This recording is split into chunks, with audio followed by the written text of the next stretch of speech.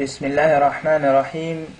ګرانو پښتنو ورونو، السلام علیکم. زما نه ډېر ملګري پوښتنه کوي چې موږ څنګه په خپل کمپیوټر کې د پښتو ژبه اچولی شو. نو د دې ډېره اسانه طریقه ده، تاسو دلته سټارټ مینیو ته راشئ او له دې نه وروسته کنټرول پینل بټنې باندې کلیک کړئ او بیا په همدې توګه لاندې راشئ.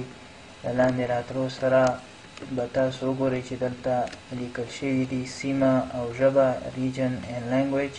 په دې بټنې به کلیک کړئ او دې سره به تاسو دغه وینډوز اوپن شي، دغه بله وینډوز به خلاص شي. دلته کیبورډ اینډ لینګویجز انتخاب کړئ او بیا چینج کیبورډز یعنې ژبه تبدیله کړه او بیا چې کله په دې بټنې کلیک کړئ نو دغه وینډوز به خلاص شي. فلحال ما سره تاسو ګورئ دلته صرف د انګلیسي ژبه موجوده ده او زه غواړم چې پښتو هم پکې واچوم، نو زه ایډ یا اضافه کول غواړم او همدې سره بیا لاندې راځم د پی ټکي ته، یعنې پی سره پښتو.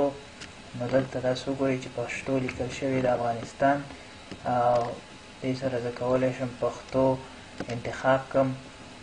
پښتو سره تاسو کولی شئ چې د دري ژبه هم انتخاب کړئ، یعنې د دري دپاره نو زه دري ژبه هم غواړم انتخاب کړم د ځان لپاره. نو تاسو سره دوه ژبې راځي.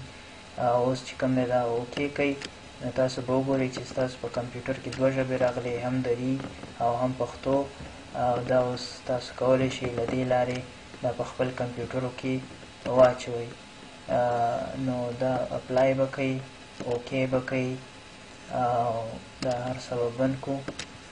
اوس به راځئ چې وګورو چې پښتو لیکلی شو که نه.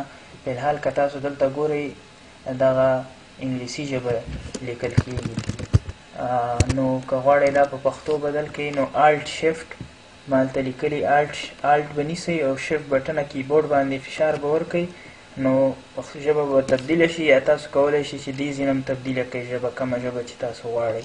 نو زه غواړم چې اوس پښتو ولیکم، پښتو لیکل کېږي. اوس زه غواړم دري ولیکم، نو ګورو چې دري لیکل کېږي که نه. ګورئ په همدې طریقې سره دري هم لیکلی شئ. نو دغه ډېره اسانه طریقه ده. هیله لرم چې تاسو به له دې ګټې اخیستلې وي. په ویډیو کې څه مشکل وي انشاءالله تاسو خپل نظریات ماته راولېږئ. هیله ده چې د دې نه تاسو ګټه اخیستې او دا د خپلو دعاګانو کې مې یاد ساتئ. ډېره مهرباني. السلام علیکم ورحمة الله.